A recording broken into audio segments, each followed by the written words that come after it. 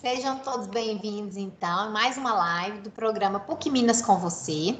Hoje, gestão de crise em tempos de Covid-19, com as professoras Alessia Franco e Lorena Viegas, da Faculdade de Comunicação. Então, podem ficar à vontade, professora, para se apresentar e iniciarem. Alessia.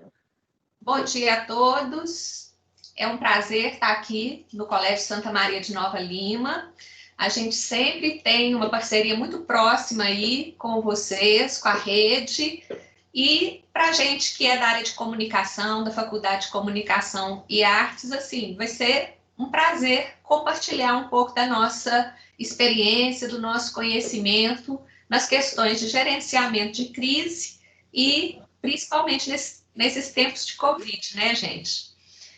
Meu nome é Alessia Franco, eu coordeno o curso de Relações Públicas, que é um dos cursos da FCA, Faculdade de Comunicação e Artes, que tem também Publicidade e Propaganda, Cinema e Jornalismo.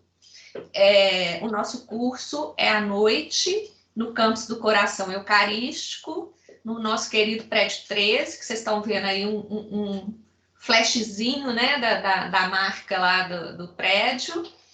Eu sou formada em Relações Públicas, mestre em Administração, doutorado na área de Administração. E, assim, amo conhecimento, aprendizagem, apesar de ter tido uma carreira profissional, onde eu já fui sócia de empresa de consultoria na área de comunicação. Já fui executiva de empresa, diretora corporativa de comunicação de empresas. Eu sempre mantive o vínculo com a academia. Então, eu sempre achei um espaçozinho na agenda para dar aula, que é uma coisa que eu gosto muito, porque eu sou uma pessoa que gosta de novas experiências, eu não gosto de rotina, eu gosto dessa multiplicidade de assuntos, da dinâmica que a área de relações públicas traz para a gente, né? Então, a minha profissão, ela me deu muitas oportunidades de eu exercer esse meu desejo, né, de trabalhar com coisas ligadas não só à informação, à cultura, mas também ao mundo organizacional, né? Ontem à noite eu fiquei muito satisfeita quando eu vi uma reportagem no Jornal Nacional. Eles estavam falando sobre a retomada da economia agora, durante a pandemia, e eles foram falar das áreas de estágio, quais que eram as áreas que estavam crescendo mais na demanda nessa retomada. E eu fiquei muito feliz de ver o destaque era na área de comunicação e marketing. E aí eu espero que, para vocês que estão no terceiro ano, a nossa reflexão que a gente veio trazer hoje sobre gestão de crise em tempos de Covid ajude vocês a refletirem também não só sobre esse assunto em particular, mas também a abrir novas perspectivas para as escolhas profissionais nesse momento em que vocês estão, né, diante da entrada no ensino superior. Professora Lorena está aqui comigo. Bom dia, pessoal. Meu nome é Lorena, eu também sou professora do curso de Relações Públicas da PUC Minas, sou formada em RP na PUC, sou mestre em comunicação e, como características pessoais, também gosto de uma boa conversa, gosto de me manter atualizada, estudo todos os dias alguma coisa, porque todos os dias a gente tem alguma coisa nova para aprender. E, particularmente, neste momento, a gente está tendo muitas oportunidades de ter acesso a conteúdos que, por outros caminhos, a gente não tinha. Então, a gente está tendo muito webinário, muita live, muitas pesquisas que estão nos ajudando a manter uma atualização sobre os fatos que estão acontecendo no dia a dia. E, como a Alessia disse, a presença e a performance das áreas de comunicação nesse momento tão importante que a gente está vivendo, né? Manter a conexão entre as pessoas por meio da comunicação é uma das coisas que a gente faz aqui na nossa área de atuação. Então, eu também mantenho as minhas atividades acadêmicas já há muitos anos lá na PUC, juntamente com a Alessia. Eu faço parte do colegiado do curso de RP, coordeno a área de estágios lá na faculdade e sou assim, bastante ligada com essa presença da nossa profissão no mercado de trabalho. Então, a gente vai fazer aqui uma apresentação sobre um recorte, né, da nossa atividade, que é a gestão de crises, e vou passar a palavra para a professora Alessia. De antemão, eu já peço desculpas, porque possivelmente eu terei que sair ao final da minha fala, porque eu vou dar uma aula ao meio-dia. Então, a gente vai conversar aqui, mas se porventura eu precisar me retirar antes que o debate finalize, eu já peço licença e desculpas por precisar de fazer isso. Professora, pode seguir. Então, gente, por que falar de crises, né?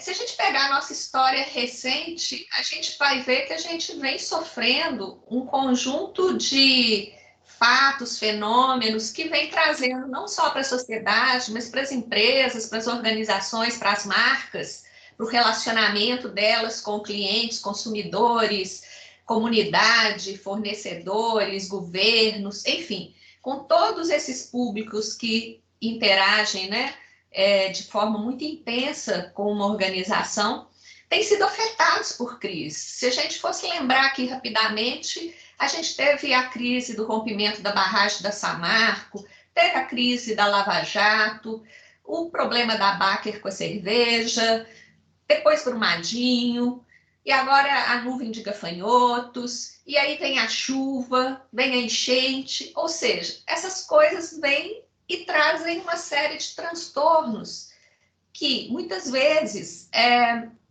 rompem com o ritmo do nosso cotidiano. E o profissional de comunicação, de relações públicas particularmente, ele atua muito com esse assunto. Ele é um mediador, nesse momento, dessas tensões que acontecem quando esses fenômenos vêm trazendo problemas, desgastes, necessidade de maior aproximação, necessidade de construção de soluções conjuntas, porque às vezes esses problemas são muito maiores do que uma empresa, do que um indivíduo, do que uma comunidade só, né? Então, nós vamos falar rapidamente um pouco assim sobre o que a gente vem fazendo nesse sentido e comentando como que esses fatos hoje estão sendo tratados por algumas marcas, algumas empresas, algumas organizações.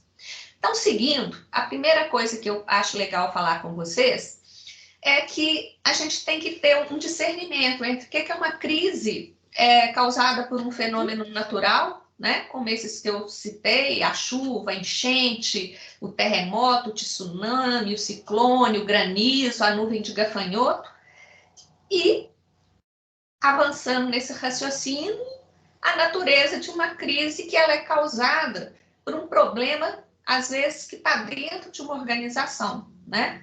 E aí eu estou falando, às vezes, de uma crise financeira, às vezes de uma crise ética.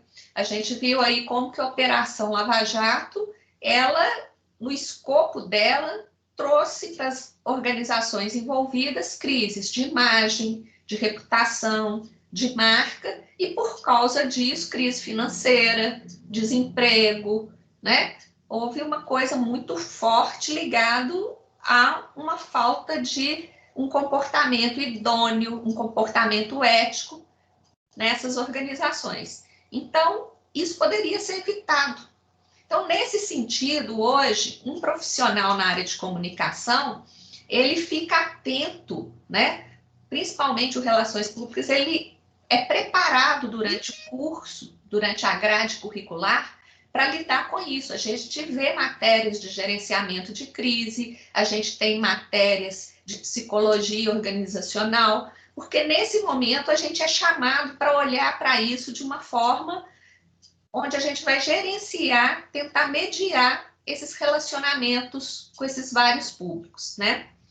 Então, vocês imaginem, por exemplo, que esse ambiente de crise, ele é muito pautado pelo tensionamento dessas relações, porque na hora que a gente se vê diante, né, das coisas imprevisíveis, ou daquelas que mesmo a gente sabendo que poderiam ser evitadas, como o rompimento de uma barragem, por exemplo, mas isso acontece, né, por uma série de falhas, a gente sai da zona de conforto em que a gente está, né, da nossa rotina, do nosso cotidiano, e começa a se deparar com uma série de questões que tem que ter, às vezes,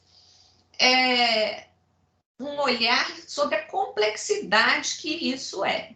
Ninguém tem uma resposta fácil, né, para uma situação de crise. Por isso que, normalmente, as crises vêm acompanhadas de conflitos, né? E esses conflitos, às vezes, envolvem não só argumentações, uma construção racional da questão. A gente está falando também das emoções, dos medos, das incertezas. Eu acho que cada um de nós aqui, por exemplo, nesse momento da crise do Covid, vocês devem ter sentido como que isso afetou as nossas vidas, né? Não só individualmente, dentro das nossas casas, nos nossos hábitos, mas na nossa vida em sociedade, na nossa vida dentro da cidade. E ao sair dessa zona de conforto, da rotina, ao se deparar com esse imprevisível, a gente fica mais ansioso, a gente sente maior necessidade de respostas. E aí é que entra a questão da comunicação nesse processo, porque ainda que as pessoas que estão atuando na crise não tenham todas as respostas, é preciso que a gente dialogue, é preciso que a gente compartilhe nossas dúvidas também, é preciso que se converse a respeito, porque ao conversar, a gente vai também gerenciando essa ansiedade, a gente vai gerenciando esse medo, a gente vai gerenciando a incerteza. Há mais de 6, 7 meses aí, né, que já vão completar da nossa quarentena, desse nosso confinamento, vocês veem a importância que tem sido a oferta de informações pelos órgãos competentes para nos falarem o que está acontecendo, né? O que vai acontecer essa semana? Estamos na onda verde, estamos na onda amarela, estamos na onda azul, subiu, caiu. Quer dizer, isso tudo são questões de comunicação e que repercutem não só no nosso meio familiar, na escola, na comunidade, mas repercutem também nos veículos de comunicação, nas redes, nas mídias, ou seja, é muita informação para ser gerenciada, é muita questão para ser debatida, e isso precisa, então, desse olhar da comunicação, das relações públicas. Seguindo nesse raciocínio, então, se eu fosse resumir para vocês o que é o nosso papel diante desse cenário, é abordar isso com profissionalismo, né? Ou seja, para as pessoas tentarem minimizar esses efeitos da crise, para tentarem construir soluções coletivas, é preciso que isso seja tratado por um profissional e por um grupo de profissionais. E esse profissional, ele vai, então, fazer a interface entre o grupo de pessoas que se reúnem para pensar soluções, para construir pontes de diálogo entre essas pessoas, e aí que entra em cena, então, o profissional de RP nesse contexto. O que eu poderia exemplificar para vocês como ações de relações públicas na construção desse diálogo que eu estou falando? Então, por exemplo, imagine esse caso do Magazine Luiza, que tem, em quase sua totalidade, mais de 70% dos clientes da Magazine Luiza são mulheres, e elas que decidem as compras. Então, na hora que começa uma crise que não é dela, né? Isso está acontecendo, veio lá de fora, mas trouxe problemas para todo mundo. E o Magazine Luiza enxerga nessa crise um aumento da violência doméstica contra a mulher, aí ele sente que é uma oportunidade para ele dialogar com essas mulheres, que são tão importantes para o negócio deles, e aí retoma uma campanha muito interessante que eles fizeram, que chama Em Briga de Marido e Mulher, sim, eu meto a colher. Por quê? No site do Magazine Luiza tem o botão do pânico e tem um disque denúncia e tem também esclarecimentos para as pessoas, né, para as mulheres principalmente, sobre os direitos dela, sobre a importância delas denunciarem, a importância delas se cuidarem nesse momento. Um outro exemplo também interessante para a gente fazer um contraponto crítico dessas coisas, é justamente quando uma empresa ela se vê despreparada diante do momento da crise, e aí o que ela fala, né, não corresponde à forma como ela age, falta coerência nisso. E eu tomei a liberdade de trazer o caso do iFood, que logo que começou a crise, eles anunciaram que a entrega ia ser toda cercada de um cuidado, que eles estavam preocupados com os empregados deles, então que eles iam dar álcool gel, equipamento especial de luvas, de máscaras, e que essa entrega ia ser cercada de cuidados. E eles não conseguiram fazer isso. E aí, o que acontece? Qual que é a reação, então, nesse momento, dos entregadores? Greve. E aí, é uma crise dentro da crise. Por quê? Porque a empresa não teve a preocupação de se cercar de todos os elementos necessários para garantir aquilo que era o discurso dela. Em comunicação, a gente chama isso muito assim, é o storytelling e o story doing. O storytelling é a história que eu conto. O story doing é se eu realmente estou cumprindo, se eu estou fazendo aquilo que minha narrativa está prometendo.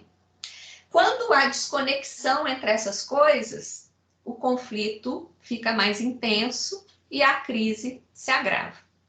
Então, gente, comunicação é essa coisa que a gente tem que ter uma habilidade, um preparo muito grande para lidar. Porque se ela falta, traz problema. Mas se ela acontece de uma forma inadvertida, de uma forma sem um preparo, sem um planejamento, sem essa conversa com todas as partes envolvidas, isso também pode piorar, pode até agravar uma situação. Mas vamos em frente. O que eu gostaria de destacar aqui nesse meu breve raciocínio que eu estou compartilhando com vocês? Eu queria destacar 3 coisas que a gente aprende na escola em relação à gestão de crises, que são muito importantes. E aí, como a gente está nesse momento da Covid, eu queria destacar, dentre essas coisas, a formação de um comitê de crise, qual que é a importância disso, para que isso acontece, a definição de um porta-voz, uma pessoa para falar em nome da empresa, em nome de um governo, de uma prefeitura, de uma secretaria, e o resgate da confiança que é necessário a gente gerenciar também. Então, eu queria falar primeiro desse comitê de crise, porque ele reflete um pouco disso que eu falei antes, sobre a necessidade da gente enfrentar a situação da crise, que é complexa, com várias competências, com equipes multidisciplinares. Então, não adianta só a pessoa de comunicação querer gerenciar a crise. Ela precisa estar junto de uma equipe onde o jurídico, o técnico, o operacional, o financeiro, cada representação vai trazer a sua contribuição com vários olhares, várias questões postas por cada uma dessas áreas. Então, por exemplo, vou usar aqui no próximo slide o exemplo do próprio Ministério da Saúde. Quando começou a crise, você tinha a equipe que se reunia todos os dias, às 4 horas da tarde, liderada pelo ministro da Saúde, na época o Mandetta, e ali cada área, ela ajudava a construir informações sobre qual era o cenário daquele dia, quais eram os desafios que tinham que ser enfrentados, o que o governo estava fazendo, e isso, de uma certa forma, tem um papel fundamental, porque na hora que isso entra no ar todo dia às 4 horas da tarde, eu assisto e eu acompanho as informações, isso me ajuda a compreender melhor não só o que está acontecendo, qual que é meu papel, o que as autoridades estão fazendo. Depois a gente viu, só um pouquinho, Lorena, volta. Depois a gente viu que, na ausência disso, na hora que o Mandetta saiu, aí passou pelo próximo ministro, aí já mudou de novo em menos de um mês, agora não existe mais essa prestação de serviço, dessa informação. E isso gera um vazio. A gente pode ver como que é estranho você ver em todos os veículos de comunicação que hoje você tem 2 por ações. Apuração do governo, né? Quantos mortos, como que foi a média móvel, aqueles dados que a gente está acostumado. E você tem os dados que são levantados pelo consórcio dos veículos de imprensa.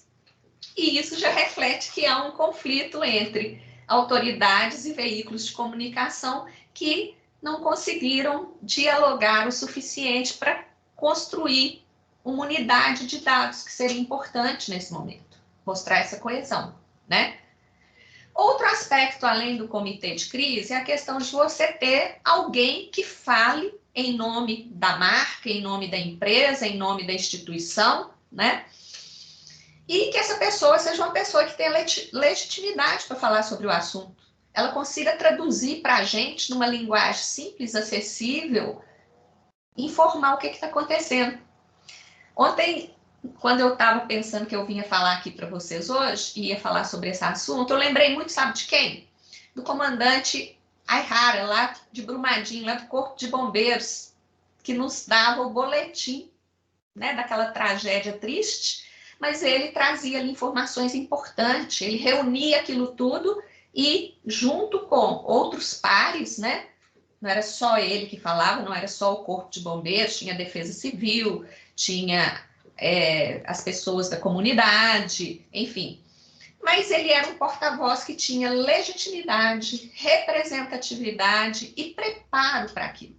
Então, ele sabia traduzir não só as informações, mas ele tinha sensibilidade suficiente para tratar daquilo num lugar de fala confortável. Quando eu falo confortável, não é porque era fácil, mas é porque ele tinha sensibilidade de tratar aquilo com o respeito necessário, com o olhar humano sobre o que estava acontecendo. Essa campanha que o Itaú está fazendo, eles buscaram, né, essa estratégia. Quem vai falar pelo todos, pela saúde? Tem que ser alguém que tem legitimidade, representatividade e que consiga traduzir para as pessoas no dia a dia as informações que são tão importantes para evitar, né, a disseminação da doença. E aí escolheram o Dr. Drauzio Varella, que é uma pessoa bem popular, né? Ele fala, é um médico que estabeleceu uma conexão para dialogar com as pessoas. E por fim, eu quero falar um pouquinho da confiança, que na hora da crise, por causa do conflito, por causa dos tensionamentos, por causa das incertezas, todos nós respiramos olhando para as organizações, querendo confiar nos procedimentos que estão sendo tomados, confiar na gestão, né, que é feita para superar os desafios de qualquer crise. E essa confiança, ela envolve 3 aspectos. Eu tenho que confiar que as pessoas que estão tomando a frente, né, que estão liderando o processo de superação da crise, são pessoas idôneas, são pessoas sérias, são pessoas éticas. Eu confio na integridade dessas pessoas. É muito triste quando a gente vê as lideranças que estão à frente do combate do coronavírus, de repente estarem envolvidas com desvio de verba, má gestão de recursos, dinheiro que era para ser gasto na saúde não foi, e aí falta confiança na integridade dessas pessoas em gerir a crise. Da mesma forma, a gente tem que confiar na expertise. Será que essas pessoas têm a competência para isso? Será que elas compraram o equipamento que era necessário? Ou compraram respirador que não funciona, respirador que não se aplica ao caso? Eu estou dando os exemplos da pandemia, porque é o que está aí. Mas isso poderia estar em qualquer outra gestão de crise. E também, a gente tem que confiar na boa vontade, no altruísmo dessas lideranças. De que eu estou falando? Para dar um exemplo de outra natureza, né? Não ficar só falando de gestão pública. Quando a gente vê que a Natura para de fazer perfume para fazer álcool gel, quando a Ambev para de fazer cerveja para fazer álcool gel, quando a Dove começa a distribuir os produtos para comunidades carentes, e vários outros exemplos das organizações, das marcas que estão entendendo que o papel delas tem que ser maior do que simplesmente vender coisas para as pessoas, a gente confia mais nessas empresas porque entende que elas estão percebendo o papel delas na sociedade, que não é um papel só de usufruir da mão de obra das pessoas, do recurso do governo, só usufruir do consumidor comprando seu produto. Ela tem que dar um retorno, ela tem que dar uma reciprocidade, principalmente nos momentos onde ela é mais necessária. Então, assim, para concluir, eu acho que a gente aqui discutiu um pouquinho sobre natureza de crise, essa importância do diálogo, a definição do porta-voz, da confiança. Aprendemos alguma coisa nesse sentido e também seguimos com algumas questões, algumas perguntas que eu deixo aqui para vocês. O que a gente poderia problematizar? Será que é possível a gente se preparar para todas as crises? Será que todas as organizações estão preparadas? Será que o impacto na vida dos cidadãos pode ser minimizado em termos dessas coisas todas que a gente refletiu? Como que esses profissionais qualificados contribuem para minimizar esses efeitos negativos e tentar trazer oportunidade de crescimento, de aprendizado para essa crise? Aí eu deixo agora para a professora Lorena e vou ficar aqui à disposição de vocês. Obrigada, gente. Obrigada, Alessia. Bom dia de novo, pessoal. Para quem chegou depois, um pouquinho depois que a gente começou, vou retomar aqui esse nosso raciocínio sobre gestão de crise em tempos de Covid. Então, para dar uma resumida no que a gente entende como crise, né? A gente tem conceitualmente vários autores trabalhando com isso, mas a gente pode resumir entendendo que crise, então, é uma ruptura com a normalidade, alguma coisa que acontece e que quebra essa rotina, essa vivência, esse cotidiano normal, né? Para até usar essa expressão que tem sido tão comum. Então, se a gente quebra esse normal, esse conhecido, essa ruptura vai gerar reações nas pessoas. E aqui eu vou sempre marcar a minha fala pensando nas pessoas, porque sem as pessoas não existe organização, sem pessoas a gente não faz comunicação, sem pessoas a gente não faz o cotidiano, né, o nosso dia a dia. Então, eu foco muito aqui a minha fala na perspectiva do ser humano e dos impactos que as crises têm na vida de todos nós. Então, a gente vai falar aí, vai raciocinar um pouco sobre possíveis reações negativas que vão gerar mudanças de comportamento das pessoas, de um modo geral, na relação que ela tem com uma empresa, com um negócio, com uma autoridade, com uma celebridade. Então, quando algo acontece que rompe essa normalidade, as pessoas naturalmente vão reagir negativamente e vão mudar seu comportamento, vão mudar a forma de se relacionar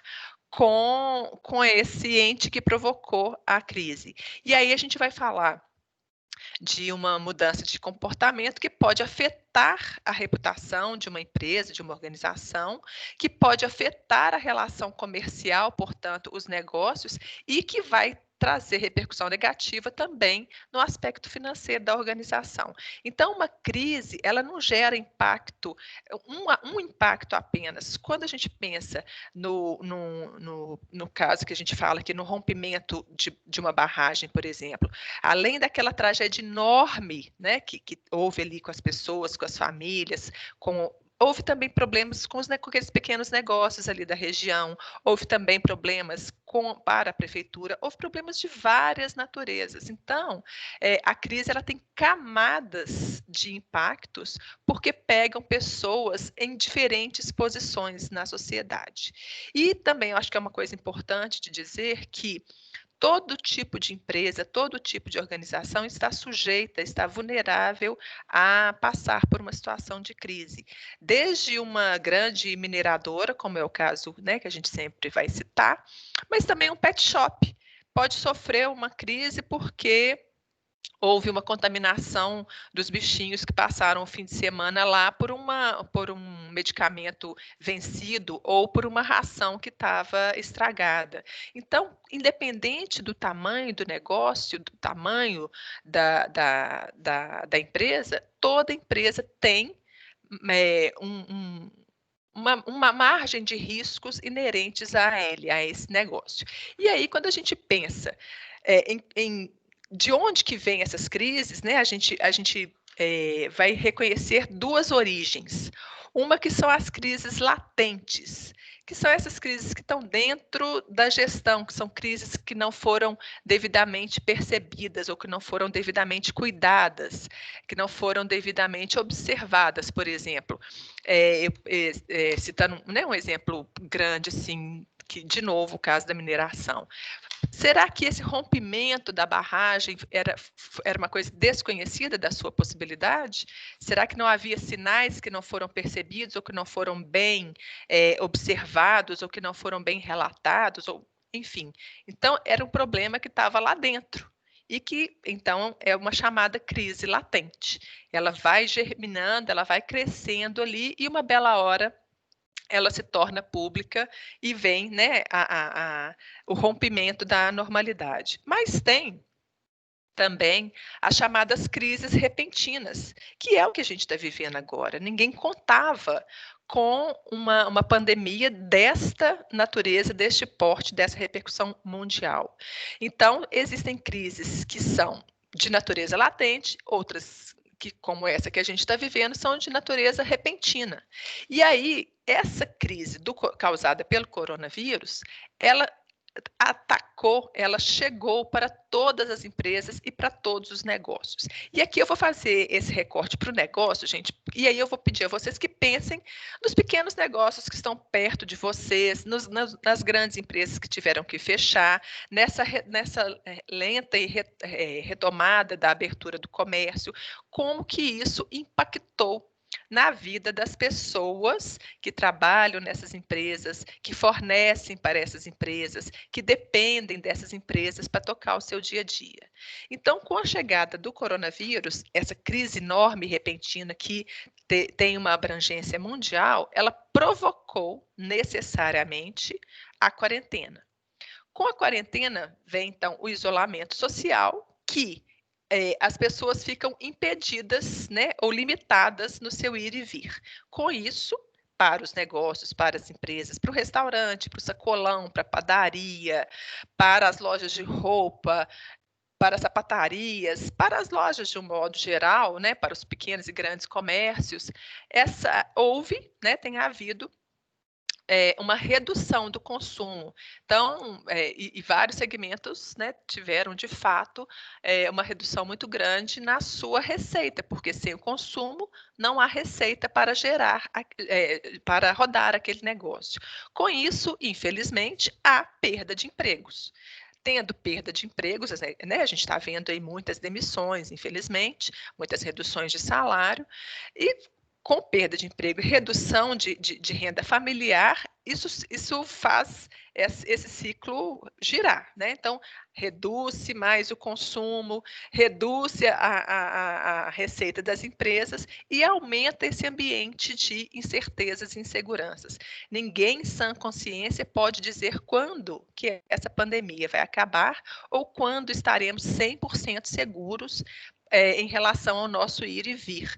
As medidas de retomada lenta e gradual têm que ser objeto de muita responsabilidade, porque isso impacta muito na vida das pessoas, né?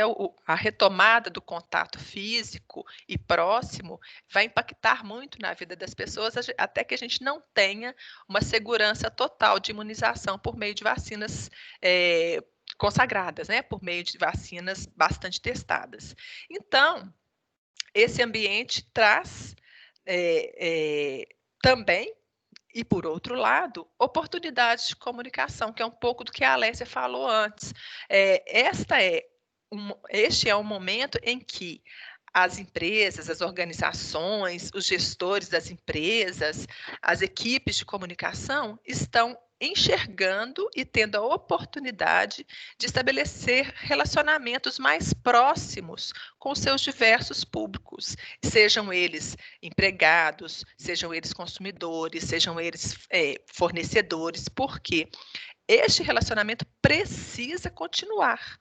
Não é, para o negócio continuar, as empresas precisam e devem continuar fazendo comunicação com as pessoas com as quais ela precisa se relacionar. Então, a gente vai, né, fazer uma série de recomendações, e a gente tem acompanhado muitos estudos em relação a isso, e aqui, né, assim, até pensando aí você, se por acaso os familiares, alguém da família, tem um pequeno negócio, trabalha numa empresa, né, trazer um pouco desse raciocínio também. Então, qual que é o lugar de fala das empresas e como elas devem agir nesse momento, manter uma comunicação com responsabilidade social. O que significa isso, gente? É que ela deve pensar, neste momento, em manter um relacionamento próximo, afetivo e efetivo com as pessoas. É claro que a questão do recurso financeiro é muito importante, mas ela manter um relacionamento e manter um posicionamento preocupado, empático e de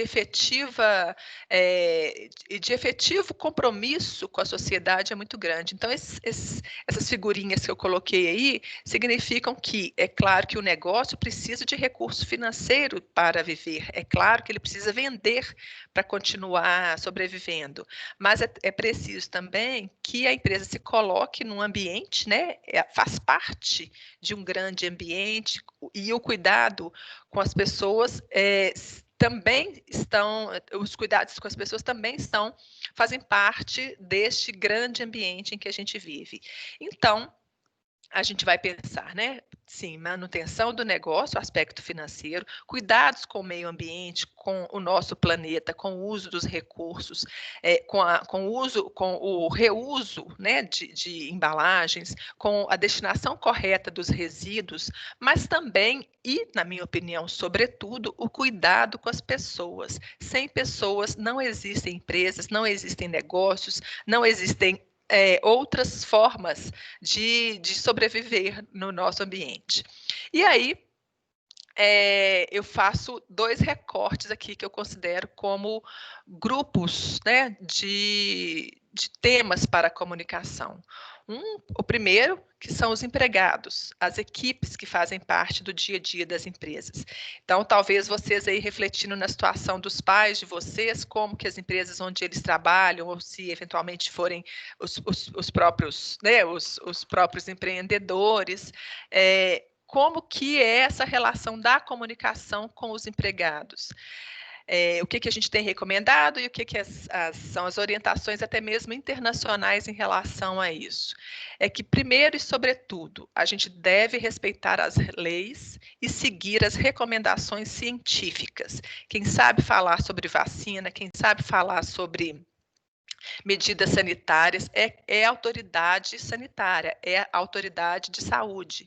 Então, a gente tem que ter uma preocupação muito grande em não reproduzir, não repercutir fake news, fazer, né, repassar informações sem fonte confiável, porque isso só prejudica o ambiente. Então, a recomendação número 1 na comunicação com os empregados é garantir a origem das informações, respeitar as leis, respeitar as normas sanitárias, obrigar o uso da máscara no ambiente, manter o isolamento, o distanciamento necessário, marcar, né, efetivamente essa posição com suas equipes que, se eventualmente tiverem que voltar em regime presencial.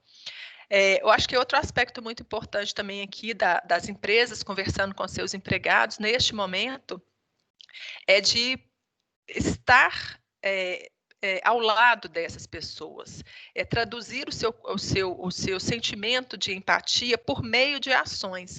Então, o que efetivamente essa empresa está fazendo para dar conforto emocional para essas pessoas que estão com medo, que estão inseguras, que tiveram seus salários reduzidos, que tem alguém desempregado na família, que não sabe como é que vai ser no ano que vem. Então, essa empatia, esse colocar-se no lugar do outro e traduzir isso como ações, é também um papel e uma ação de comunicação da empresa com suas equipes. Outra coisa que a gente considera muito importante é dar transparência para as pessoas sobre as decisões que estão sendo tomadas. Então, na medida do possível, assim que se tem segurança em relação às informações, é passar para as pessoas quais são os próximos passos, o que está sendo feito, como é que está o movimento das vendas ou não está, o que se pretende na próxima semana para ativar, para melhorar, para intensificar.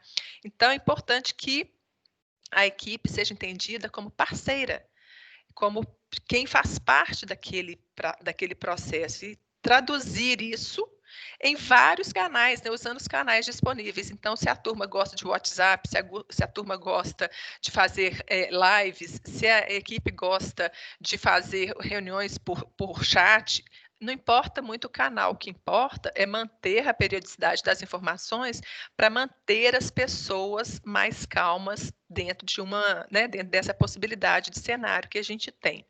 E a outra coisa que é muito importante, e desde já muitas e muitas empresas estão fazendo, é preparar protocolos de volta com segurança. Sinalizar os ambientes, tomar as medidas, né, de sanitárias necessárias, impedir o ajuntamento de pessoas, ou seja, e traduzir isso com facilidade, né? Fazer cartilhas, fazer manuais, fazer apresentações, ou seja, usar os canais e os meios de comunicação para essas pessoas voltarem com mais segurança quando elas puderem voltar, ainda que em regime parcial de tempo. E o outro grupo que eu separo aqui são os clientes, parceiros e comunidades, que é um segmento muito grande, muito ampliado, com necessidades específicas de comunicação, mas que aqui nesse momento a gente pode dar uma resumida, dizendo que essa comunicação, de novo, em primeiro lugar, deve manter, né, manter sua comunicação e respeitando as leis e as recomendações científicas. Então, mesmo se mantiver o comércio, o processo tem que ser de higiene, o processo tem que ser seguro, tem que levar, né, sempre em conta aí as recomendações científicas. Outra recomendação que a gente faz é que, mesmo com grande dificuldade, com esse distanciamento físico, as empresas precisam manter o elo com seus clientes, com seus fornecedores, com seus parceiros, com a comunidade vizinha, porque ela vai voltar. Se ela não mantiver esse relacionamento, como é que vai ser a volta? Como é que vai ser a retomada? Então, ela precisa, nesse momento, privilegiar as relações em detrimento até das práticas comerciais. Então, mesmo que eu não esteja vendendo, eu preciso continuar conversando com meus clientes. Mesmo que eu não esteja comprando, eu preciso continuar conversando com meu fornecedor. Mesmo que eu não esteja numa interação muito ativa, eu preciso continuar próxima das comunidades do entorno da minha unidade industrial, da fábrica ou mesmo do meu pequeno negócio. Então, fazer comunicação mesmo em situação de crise é ter uma visão de futuro e uma visão de continuidade e de um retorno. Também o que a gente tem recomendado e visto muitas coisas legais acontecendo é o compartilhamento de conteúdos colaborativos. O que no meu negócio, o que na minha expertise, o que no meu segmento eu posso fazer para ajudar? O que eu posso fazer para colaborar com essa sociedade ou com as pessoas, né, com as quais eu tenho que me relacionar, ainda que em segmentos mais específicos? Então, eu posso criar ações sociais, eu posso fazer uma campanha de doação, eu posso me engajar em algum movimento para disseminar boas práticas, ainda que seja relembrando sempre hábitos de higiene, de distanciamento, essas coisas que aparentemente todo mundo já sabe, mas que não é verdade, né? Assim, a gente ainda precisa, porque comunicação tem muito a ver com educação, né? Com conteúdos que vão sendo desdobrados de várias formas para que as pessoas passem a adotar determinados comportamentos. E também, né, um cuidado que a gente deve ter é que comunicar sim, mas intrometer não. Então a gente tem que ter essa medida do bom senso aí, que tanto de informação, quantas mensagens de WhatsApp, quantas vezes que eu vou ligar para falar que estamos à disposição, a gente tem que tomar esse cuidado, porque ninguém gosta de se sentir se sentir aviltado na sua individualidade. Então, tomar um cuidado com excessos, comunicar sim, mas com essa medida do bom senso. E também, né, como lá no caso dos empregados, preparar-se para voltar com segurança, para voltar melhor, porque essa situação tem levado também a aprendizados, né, gente? A gente acaba mudando um pouco, mudou assim alguns hábitos que deverão se incorporar. E isso pode trazer mudanças significativas no dia a dia dessas relações. E também eu acho que essa situação está trazendo muita inovação. Muitos produtos estão sendo reinventados, muitos produtos estão sendo redesenhados em função dessa situação que a gente está enfrentando. Então, sem fazer nenhum exercício de futurologia aqui, acho que a gente deve pensar em alguns aspectos daqui para frente. Então, sim, adquirimos novos e bons hábitos, né? Acho que a relação com a higiene aí, com os cuidados de lavar as coisas antes de colocar na geladeira, no armário, embora chateie algumas pessoas, mas é um bom hábito, né? Acho também que haverá por parte das empresas uma preocupação de repensar sua comunicação, porque essa situação agora nos deu a oportunidade de conhecer mais sobre os perfis de públicos com os quais as empresas têm que conversar.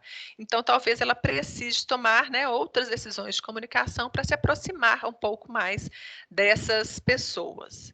Acho também que por parte da sociedade haverá mais cobrança de uma atitude mais coerente, mais respeitosa, mais cuidadosa em relação às pessoas, ao meio ambiente e ao apoio às causas sociais. Vocês devem estar vendo aí muitas marcas anunciando doações, apoios a essa situação ou a entidades filantrópicas. Mas é importante tomar cuidado e olhar com mais criticidade para isso, para verificar se isso é de fato um comportamento coerente ou é apenas um oportunismo. E o oportunismo não é uma coisa legal, porque o oportunismo é aproveitar-se de uma situação para aparentemente se dar bem, mas isso não tem consistência.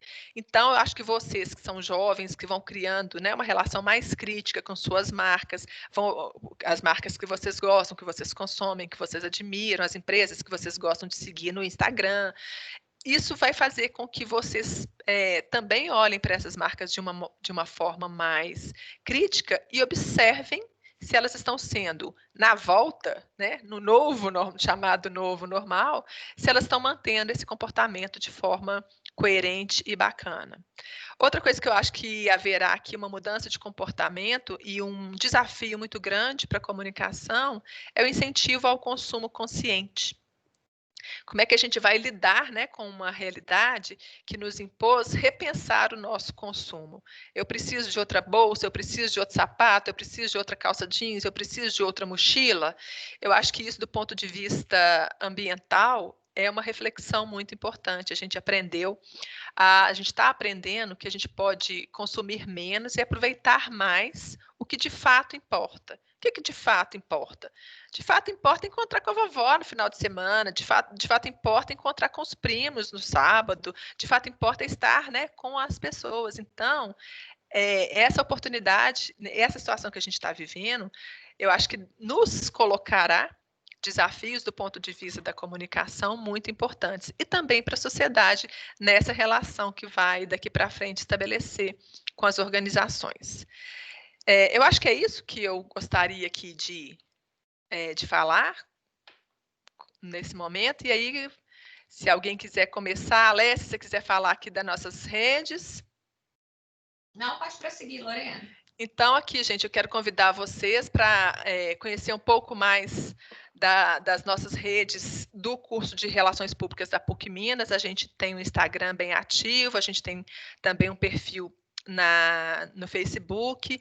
Passem por lá, venham nos conhecer, ver o que a gente faz, a nossa programação de eventos que estão acontecendo também de maneira virtual. E quando precisarem, quando quiserem, estamos à disposição, serão sempre bem-vindos. A nossa escola é uma escola que acolhe e recebe, né, assim, com muito afeto e com muita responsabilidade também. Então, espero ver vocês, né, por aqui acompanhando a gente nas redes sociais do RP PUC Minas. É isso. Obrigada, professoras, pela exposição. A Luísa fez uma questão aqui no chat. As atitudes tomadas em relação às crises muda se foi uma atitude criminosa, como o rompimento da barragem? Com certeza, Luísa. Muda sim. É muito diferente, por exemplo, a forma como eu vou enxergar uma empresa que está sob investigação, porque a gente quer saber se o rompimento dessa barragem foi por displicência, por negligência, por falta de cuidado dela, do que, por exemplo, uma empresa que está sofrendo porque a produção foi atingida pela nuvem de gafanhoto. Percebe? Ali, nesse julgamento de valor que as pessoas fazem sobre esses fatos, está implícito já, né? Mesmo que depois da apuração, até que se prove o contrário, a gente já tem uma predisposição negativa a avaliar o comportamento de uma empresa quando ela está envolvida numa questão que aconteceu debaixo da tutela dela, debaixo da gestão dela, onde ela teoricamente teria instrumentos para evitar que aquilo acontecesse, né? São vários desses casos, por exemplo, uma empresa que é envolvida num caso, por exemplo, de racismo, injúria racial, assédio moral, assédio sexual, discriminação de gênero, essas coisas todas hoje, quando você vê isso a público, você já olha com a opinião pública, ela julga previamente, ela não espera o tribunal julgar, né? Então, assim, isso muda completamente a percepção das pessoas sobre a questão da responsabilidade envolvida nisso, né, Lorena? E também fica muito mais crítica em relação a outras comunicações depois, né? A outras atitudes. Será que isso é verdade? Será que isso é íntegro? Né? Então, eu costumo dizer que uma crise, ela não morre, ela é igual um zumbi. Ela pode até dar uma recolhida, mas se acontecer qualquer fato, aquilo volta à tona e volta com holofotes e volta com crítica. Então, é por isso que, quando a gente fala lá atrás da crise latente, é muito melhor que, mesmo sabendo que vai dar trabalho resolver, é melhor resolver enquanto é um problema do que esperar uma crise explodir e depois ter que gerenciar todos os impactos que essa crise vai gerar. Então, por maior que seja o problema, por maior que tenha que ser o investimento para evitar uma determinada crise, isso sempre será mais barato em todos os sentidos do que enfrentar a crise e os impactos que ela pode gerar em vários grupos sociais e no aspecto ambiental. Ok, obrigada pela resposta. Os alunos têm mais alguma dúvida? Vocês querem fazer um comentário? Fiquem à vontade para utilizar o chat ou habilitar o microfone.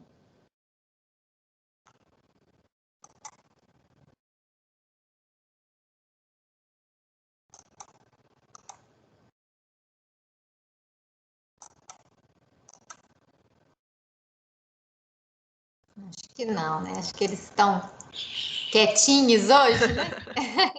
Hora do almoço. Exatamente. Está na hora, a barriguinha já está roncando, né, Alessia? Já está todo mundo com fome? Então, tá bom, gente. A gente também, eles têm nosso e-mail. Pode falar. Pode falar. É só porque eu gostaria de agradecer vocês pela oportunidade da palestra, porque tem inclusive gente aqui na sala, o João Pedro mesmo está assistindo, que quer fazer o curso, né? Então é muito legal a gente entender essa situação, ainda mais nessa época nova de pandemia, né? Eu só queria agradecer. Muito obrigada, viu? Obrigada pela gentileza. A gente que agradece, estamos esperando, sei lá, para o João Pedro. Nós que agradecemos aos alunos. Pode falar, João. Não, é porque eu achei muito interessante, porque eu realmente tenho interesse em fazer o curso mesmo, e deu para ter mais uma noção maior sobre o que é o curso, atuação e tudo mais, e agradecer também. Muito obrigado pela palestra. Tá joia. Será muito bem-vindo.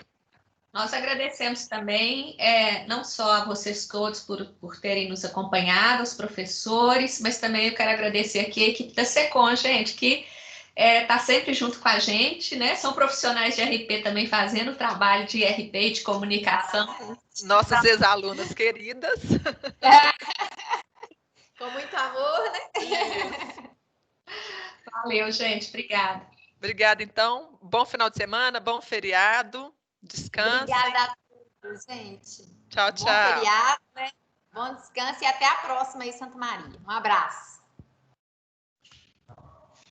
Tchau, gente. Muito obrigada em nome do colégio, Unidade Nova Lima, né? E desculpa pelo atraso inicial, né? Mas ocorreu uma falha de comunicação. Tá tudo certo. Acontece. Beijo para todo mundo, gente. Tchau, tchau. Tchau. Tchau, tchau. Obrigada. Meninas, Tchau. eu vou sair daqui também, porque eu vou abrir o outro chat ali da aula. Ok, fica à Tchau, vontade. Tchau, gente. Obrigada. Tchau. Tchau.